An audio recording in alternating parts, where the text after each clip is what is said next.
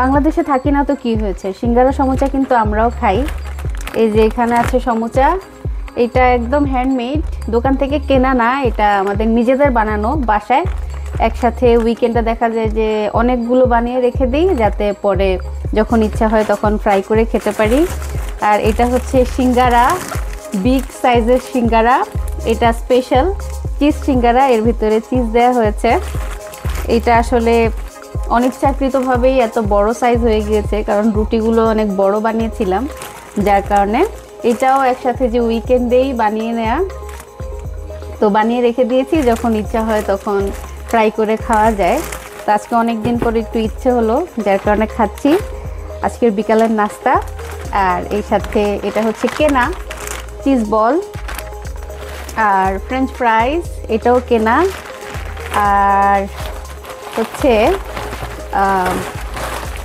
এটা হচ্ছে potato wages, এটা আমার ভীষণ ভীষণ প্রিয়, বিকালবেলার নাস্তায় খেতে খুব ভালো লাগে।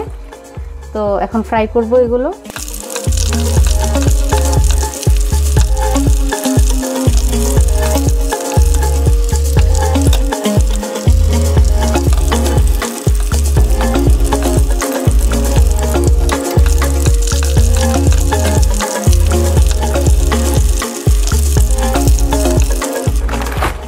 ফ্রোজেন জিনিসে যে সমস্যাটা হয় সেটা হচ্ছে তেলে দিলে তখন এগুলো খুব ফুটতে শুরু করে। এখানে একটা স্প্রিং রোলও আছে, স্প্রিং রোলটা রেখে দেই না, সমুচাই খাই। কয়টা খাবা?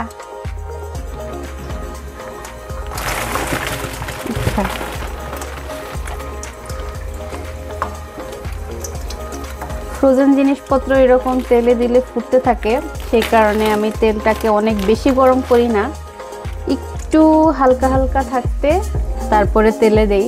এই যে বিগ সাইজের সিঙ্গারা,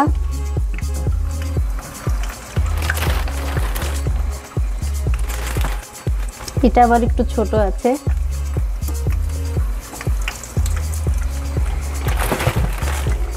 তেলটা একটু হালকা ঠান্ডা থাকলে তখন আর একদম ফুটে গায়ে আসে না।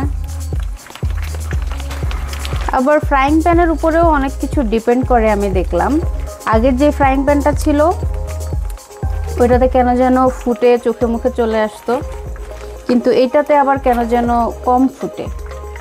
ওমা, ফুটতেছে কেন, মুখ দোষ লেগে গেছে মনে হয়।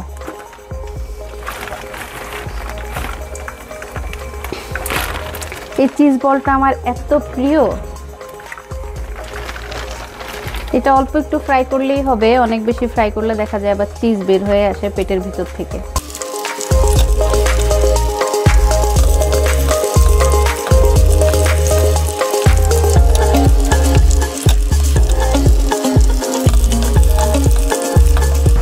ও আচ্ছা, সেই সাথে চিজ স্টিকও আছে, এটাও খুব ফেভারিট, এটাও ভাজবো দুইটা।